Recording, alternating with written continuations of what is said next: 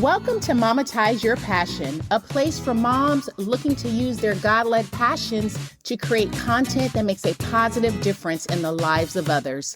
I'm Tara Lon, content strategist and passion and purpose coach. My prayer is that you'll find inspiration from God, encouragement, and practical ways to monetize your passion. Hello and welcome to the show. So I am so excited. I have Christy Beam on the show today. She's an author of the book Miracles from Heaven, which her story was adapted into a feature film starring Jennifer Garner and Queen Latifah. This is literally one of my favorite movies of all time, and it's because of the content of her story. Her daughter Annabel was diagnosed with two incurable disorders she suffered for years, and in her journey, she got a miracle. She was healed. She had an experience in heaven, and Christy wrote about it in her book. And I believe we all have stories to tell. God has given us a platform and we are to use it for good. So Christy's going to touch on that as well. So without further ado, here's Christy Beam. So we have three daughters, Abigail and Annabel, and then Adeline. And Annabel, the middle daughter, when she was about 4.5 years old, was diagnosed after lots of misdiagnoses and horrible surgical abdominal obstructions, lots of awfulness. Was diagnosed with actually two disorders, pseudo obstruction motility disorder, and then antral hypomotility disorder.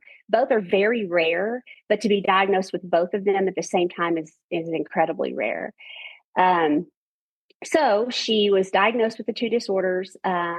We would go from here in Texas to Boston.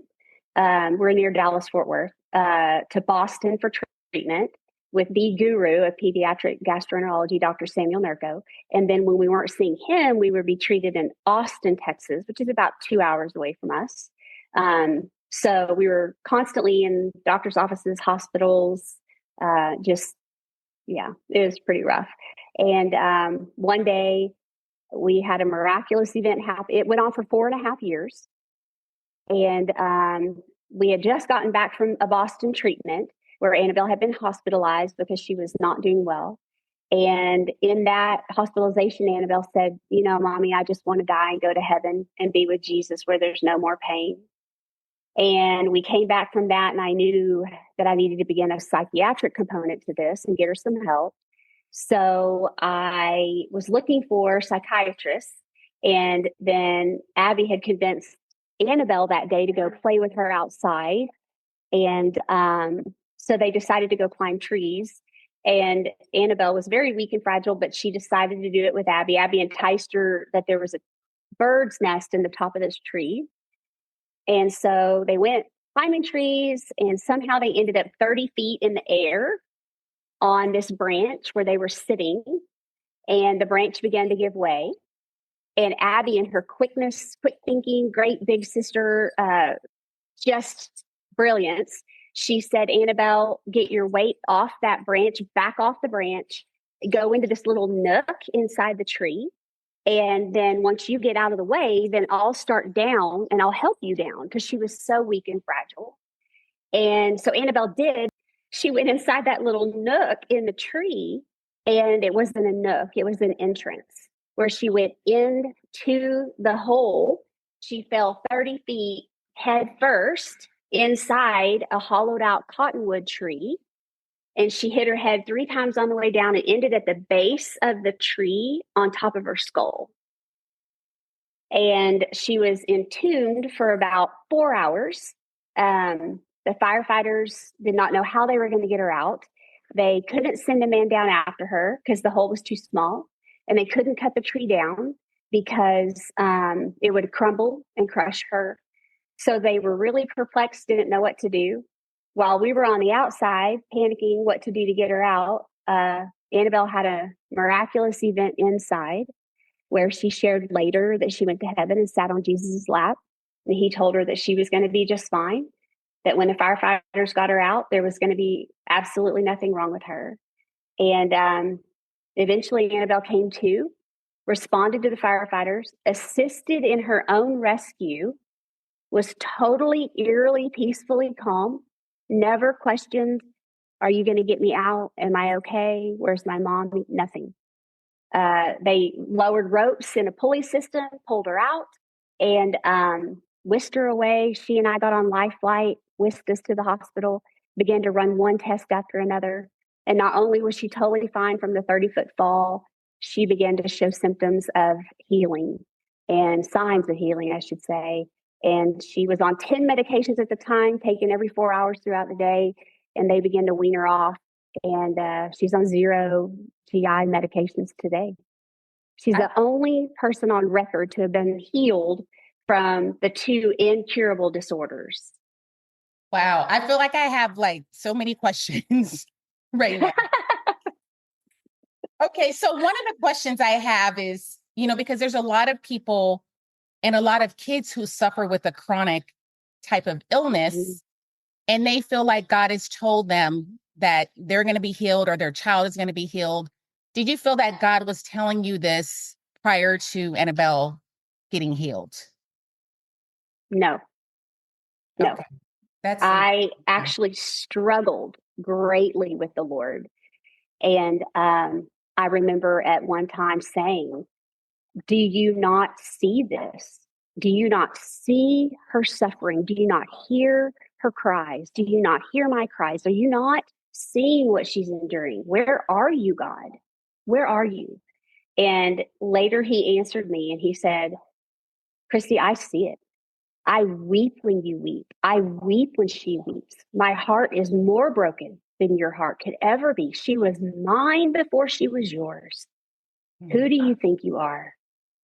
And I just remember being awestruck at the thought that he could love her more than I could, and overwhelmed with grief that he was enduring what we were enduring.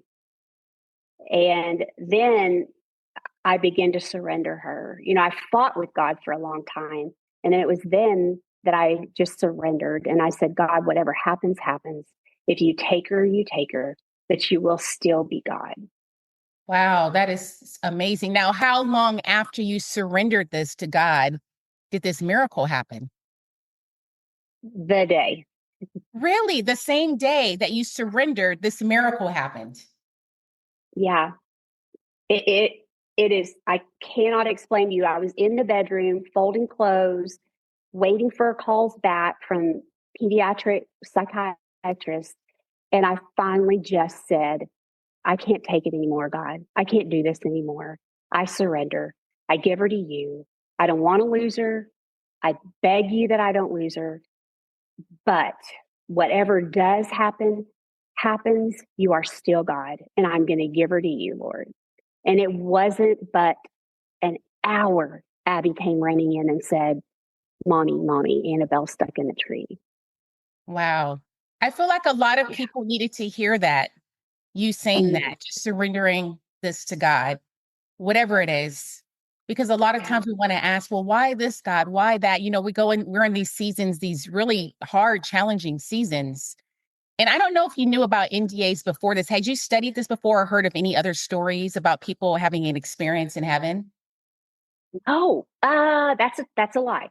We had read the book Heaven is for Real, and it had been years prior that we read it. Like we read it when it first came out. So it had been a couple of years, 3 years, I think, that I had read it with Annabelle, but forgot about it, quite honestly. But then after Annabelle's heaven experience, she said she was describing what Jesus looked like. And she said later, oh, Mommy, he looked just like that picture in that book. And I was like, she was 9 years old at the time. And I'm like, what book? And she said, that book with the little boy. It took me a long time to figure out what she was talking about. But then I ran to the closet and found the book and flipped to the page. And I said, this picture? And she said, yes, he looks just like that. Wow. I just got chills. Oh my. Yes. So I read a couple of books. I don't know if you heard of Dr. Mary C. Neal. Have you heard of her? She wrote To Heaven and Back and 7 Lessons I Learned in Heaven. Is she a neurologist? I don't know if she's a neurologist, but I know she's a doctor, and she had a kayaking accident. She was in heaven. Yes. We were on the I don't know if it was a Steve Harvey show with her or if we were on oh man, we were on a show with her, and Oh, she and Annabel got to talk, just the two of them. It was very special. Annabelle had a very, very special moment with her. It was very, very sweet. So, yes, I know who you're talking about. Yes. yeah. I feel like after I read her book, it put life into perspective for me. Like I read her book years ago because I remember a couple of things she said. I don't know if it was in the book or in interviews where she said when she was in heaven, all she had to do was think of a question and she understood everything perfectly. Like even the Wow. why questions that people have. So I try not to even go there myself. Like, well, why God does this happen? Why is this happening? Because we don't Mhm. understand everything in our mortal bodies here on earth, and we won't understand it fully until we get to eternity. So that's what made Mhm. me think about Annabelle's story as well. Like when she was in heaven, it was like, okay, well, I want to stay here. Why would I want to go back to earth with all this suffering and pain? And I Yes. felt like in her story, God answered a little bit of her why. Well, I have more for you to do while you're here on earth. Like, That's right. what are your thoughts like when like, do you keep asking her questions about her experience? Because I hear when you have a near-death experience, you remember everything vividly. Like it's not like a dream where you forget things, like you actually remember all the details. Is that what you're finding with her story? Um, so it's interesting because in the beginning it was very vivid. We never asked her. She shared it with us, and she just said, Mommy, out of the blue, totally quiet, sitting there. She said, Mommy, I went to heaven when I was in that tree. And Kevin and I just kind of looked at her, and she said, Yeah, and I sat on Jesus' lap. And I told him I wanted to stay, that he told me he had plans for me on earth that I could not fulfill in heaven. And that when the firefighters got me out, there would be nothing wrong with me. And we just stared at her, and she shared a few more things, and then she stopped talking. And I didn't ask her any more questions. And then Kevin and I talked about it, and I thought, well, that was kind of weird. And then a couple of days went by, and she just randomly shared other pieces of information. I jotted them down. And then we talked about it again and decided we weren't going to ask her questions because I didn't want her to feel like I was um, giving her information to tell me. I just wanted her to give me information. I didn't Mm. want to put any ideas in there, or I don't know how to explain it. I Like wanted it lead to all her. be You didn't want to lead her into what to say. yes, exactly. So she just shared it at random times. Half the time it was not a perfect time, and I would be like grabbing papers or my phone or somewhere to jot it down because the words she would use were just phenomenal and rich and beautiful and incredible. And I was like, I don't want to miss this. Um, but the crazy thing is now she remembers it and she explains it like it's um, like a memory of a Christmas past Mm. where something will trigger it and she'll remember it in depth. But a lot of times she doesn't have the strong, incredible recall that she had after it happened. Mm. Mm-hmm. And I think God did that on purpose because after it happened, Annabelle almost had a death wish. And she kept trying to do things that were very, very, very dangerous and she could have died. Mm. And Kevin had to have a hard talk with her and tell her, You're not coming back again. You understand if you fall from 3 stories and hit concrete like you're trying to do, you're not coming back. And she wanted to see Jesus again so badly that I believe that God took away the intensity of her memory to stop Mm. her from wanting to go back there so badly, if that makes sense. Yes, that makes perfect sense. It really does. God is so strategic in everything that he does. So, yeah, that makes perfect sense. Now, when did you realize that this is a story that needed to be shared with the world? Because I'm assuming there was probably some local press with her recovery. Mhm. Is that how it happened? Mhm. So there was a lot of local press. And then about a year had passed, and God just laid on my heart, Christy, I want you to write a book. about your journey. And I audibly said, no, God, I don't do those things. So, but thanks. Thanks, God. You're so Thanks for cool. thinking about me for that. Thanks. Yeah, exactly. And then again, he told me, I want you to write a book about your journey. And again, I audibly said, no, that's silly. I don't do things like that. I don't write. And then I had lunch with a high school friend that I hadn't seen in 10 years out of the blue. And she said, a real godly woman. And she said, Christy, God told me that you needed to write a book about Annabel's journey. First thing she said when she sat down at lunch. Hadn't seen her in 10 years. Wow. I hadn't told anybody that God was laying it on my heart to write a book. And I looked at her and I said, well, that's pretty interesting because God has been telling me and I've been telling him no. She was like, well, you better get busy. So about a month later, she and I meet again. And she said, have you started? And I said, no. And she said, Christy, God is not telling me to tell you. It's a matter of if you're going to write this book, it's when. And he wants you to get busy. And I went that day and bought a laptop and I sat down and started writing and it just flooded from my soul. Wow. It's almost like the words in you of what to say and how to say it. Yes, it just flooded from my soul. And I wrote for days, just days and nights. And it was crazy. I just couldn't stop. And then I thought, that's it. I'm done. I feel so good. And it was so cathartic. And God, you're so good and so smart. You knew exactly what I needed for healing. Thank you. And he was like, well, glad you got that out of it. But you now get out of my way because I have a lot to do. Hey, Mom, I just wanted to jump in here really quickly and say that if you're not on my mailing list, what are you waiting for? You can hear more great stories like this. I also give you tips on how you can use your platform to make an impact in the world and monetize your passions. So if that sounds of interest to you, click the link in the show notes, and I'll also give you a free downloadable planner. All right, let's get back into this episode. And it just took off. It was crazy from there. Wow. So when you wrote it, did you have an agent in mind, or you were just writing it just for yourself? Like, how did the agent get involved? Were you thinking to self-publish it? What was that whole process like? So I genuinely was just thinking for healing purposes. Then I had a friend who was like, a friend at the time who said, let me take this and write a couple of book proposals and query letters, and let me just take it to this book fair and kind of shop it. And so he took my manuscript and shopped it and with the book proposals and the query letters.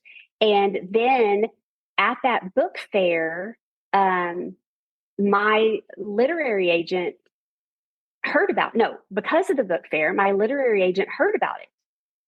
And she contacted me and I interviewed her and some other literary agents and chose her. And she was from the top Christian literary agency in the country and actually just in Dallas, right up the road. So we connected. And after that, I interviewed with the top 3 book publishing companies in the country and chose Hachette. And then after we started working with them on getting the manuscript in, publishing format, then she called me one day and was like, hey, I've got a gentleman from Sony Columbia Pictures. He wants to talk to you about doing a movie about your story and about the book. And I was like, what? Like the whole time I'm trying to slow everything down. I'm like, God, this is crazy how all this is happening. And he's like, I know, just get out of my way. I'm making this happen because I need it to happen. So it was crazy. Wow. So as far as the literary agent, did you have a literary agent going into the fair, or is that where you found your literary agent? You went into That's how I found her. And you narrowed down the literary agent at that fair. And then how long did it take? First, how long did it take for you to write it? And then how long did it take to actually get published once the agent got it? Because I know sometimes it can take a couple of years, right, to see the published copy of your book. Mm-hmm. From the time it went to the fair, the book fair, to pub date was I think a year. Oh, that's short. Yeah. Yeah. Like from the beginning to the end, I'm pretty accurate. I think it was a year. And then how long after the book was published were you approached to turn this into a movie? So the book was still being published when they came to me about the movie. And it was interesting because the day that it published, Annabel and I were in New York, and that was um, the day I believe they started beginning to acquire everything for filming, if that's correct. Yes, they began filming. So when we published the book is when they began filming the movie. Wow. Because a lot Yeah. of times how it happens, because my husband's a filmmaker and he works Mm-hmm. and he actually worked with the person. I know who you're talking about who was interested in the film. They were working on a project together. So Oh, really? Devon Franklin? yes, yes. You're kidding. No. So they were working on a TV show together, but the network didn't pick it up. My husband wrote it. He's a TV producer, writer, and they were working. It was like a Oh, faith-based TV show, but I don't know if you know the TV industry, that end of it, yeah. but it could be a long, arduous process. So, anywho, they didn't pick up the show. But I forgot where was I going with this? Oh, I was saying Oh, a lot of times how it happens, like the book has been like a bestseller or it's popular, etc., and then someone will reach out about turning it into a movie, but it hadn't even been published and gained traction yet. no. And I'm not sure where Devon had heard about it. Him and Bishop T.D. Jakes kind of came together. Devon was the lead man Oh, coming to us. Um, I don't really now. Bishop T.D. Jakes is in Dallas, and we're south of Fort Worth. So I don't know if that's how it came about. I don't know how they got it, but yeah. Devon had worked with my Nina Madonia, my literary agent. He had worked with her before. And so he felt comfortable contacting Nina and saying, "Hey, I understand you're Christy Beam's literary agent." How they found all that out in the background, I don't know. Lots of people must talk in that industry, Yeah. like, They must have heard of your I story on don't a know. local level somehow, Yeah, right? must be. Because because this was a local story that gained a lot of nationwide attention, didn't it, during the time, like after she was healed? Is that what happened? Yes. It did not just a ton of nationwide attention, but definitely a lot of local attention. And it Yeah. was on, local news, and we had stations come out and do interviews with the family and photo shoots and some things like that. Yeah. What was your background leading up to this? Were you a teacher? Did I read that somewhere? You were a teacher. Yes, I was. I was a teacher, taught fifth and sixth grade, and my education, my specialization was in reading. So I loved to teach reading and help kids, struggling readers, but I never really considered myself a writer. So it was, you know, interesting to Yeah, say but I the could see least. how God could use that gift of reading. I could see how he Hmm. could use that for you to become an author. Yes. Yeah. So as you have this platform now. Now, what is your goal like with this story? Like, what do you hope people will get from this story and from you just sharing about your past and Annabelle's life? Like, what do you hope to gain? Oh man, I just want people to know God is faithful. A lot of times God, he doesn't work. He doesn't work the way we put him in the box to work. And people get mad when he doesn't, and they blame him. And people get discouraged when he doesn't, and they blame him. And they turn him off, and they begin to think, well, if you're not going to get on board, then I'm just going to do things my way. And it's really the reverse. God is like, if you would get on board and surrender and let me be God and get out of my way, then I can be God. And so just that he is so faithful and his heart breaks when our heart breaks. He is so precious and has such a desire to have an intimate relationship with us and truly just know us that I just want people to understand that he is so good. And in all that we endured, the miracles along the way, it was crazy seeing when I didn't think I saw God. I looked back, right? Because I had the ability at that time to take a deep breath and look back. And when I saw his hand, all over us. It was amazing. It was just, and it's still, I see him in places where if I hadn't looked twice, I'd have missed it. And I'm like, you were there, God. Mm-hmm. You were there. So I just want people to see that and know that and feel that they are not alone. He has a plan. He loves them. He adores them. He is working mightily, even if you're not seeing it. Mm-hmm. Even in the suffering. Yes. Yes. Especially in the suffering. And I always say it's better to have a relationship with him in the suffering than not. And you're suffering alone and just going through this life alone without him. I always say it's better that he's in the picture than not in the picture, no matter what you're going through. Absolutely. Absolutely. You know, I learned from my husband. Kevin is such a man, such a superhero. Gosh, he's the best. He is just the best. And I struggled sometimes with my prayer life during Annabelle's illness because I would say, I would get angry at God, honestly, and say, I don't know what you want me to say to you. I'm frustrated. I'm mad. I hate that she hurts. She can't eat. She can't drink. I'm mad, and I don't know who to be mad at. So unfortunately, God, I'm mad at you. But Kevin taught me through Romans 24:26 about the Holy Spirit groaning on our behalf when we don't know what to pray anymore, when we have not the words, but groans. The Holy Spirit knows exactly what to say and how to intercede to the Lord on our behalf.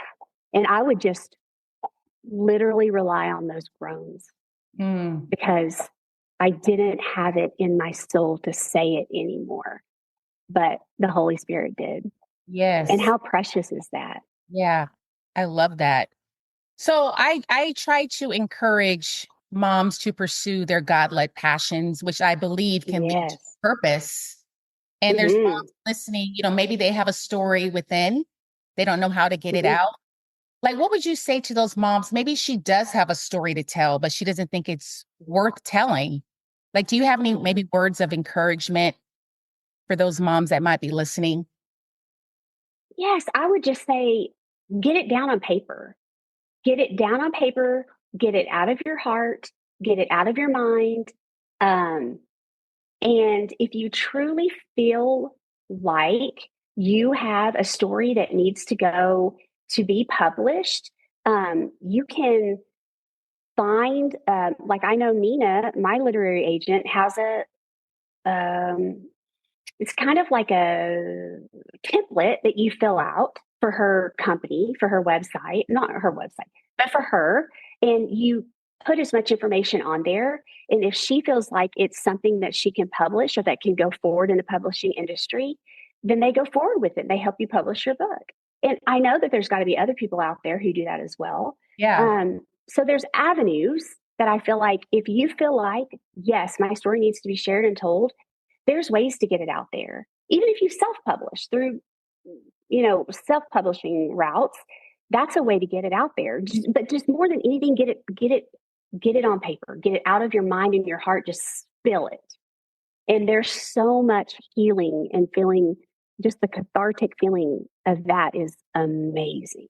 Yeah. And then if it's from God, God will open up the next steps and the doors for whatever's supposed to happen with it. So now Yeah. all your kids are grown. You're an empty nester. So how is life different now that you're a mom with three grown daughters? Like, how are things different? Like, as far as you pursuing things that you enjoy or, maybe a next book for yourself? Like, what does that look like? I am still traveling and speaking, and I love being able to do that. I love having speaking engagements, meeting people all over the world, sharing our story. It's just still so powerful, and I love it. I love that ability to do that. I still, even though Abby's in one place and Annabelle's in another, and Adeline's in another, still definitely doing the mom thing, juggling them in the various areas of Texas, taking care of everybody and Kevin. I'm very involved with our church and the Bible study that we do with our church, and I love that sweet time. Um, Friends, I don't know. People keep telling me you need to write another book. Um, I'm, I'm not there yet.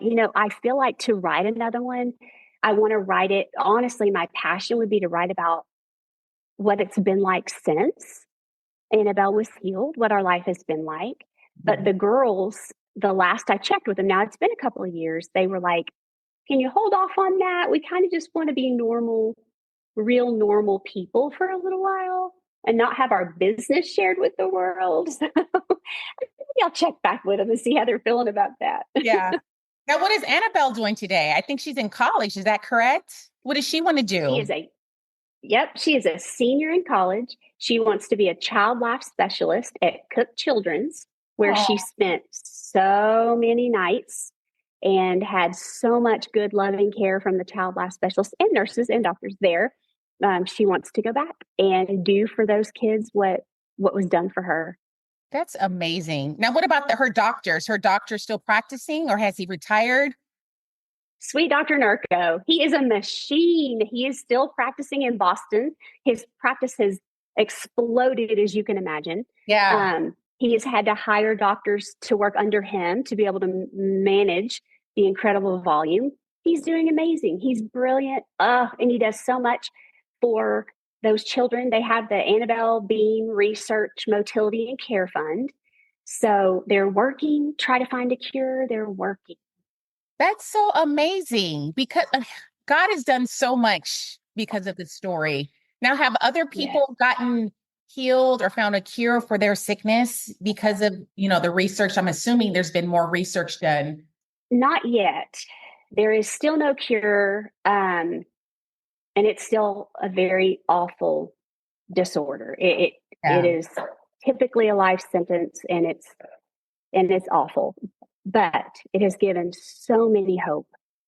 Just that alone is so encouraging that they are doing more research and more investigating, because understandably so much goes into cancer, but very little goes into gastroenterology.